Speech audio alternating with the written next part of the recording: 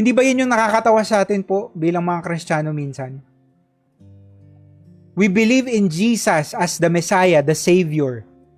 Bakit ka naniniwala doon? Kasi yun ang nakalagay sa Bible, namatay si Jesus para sa akin.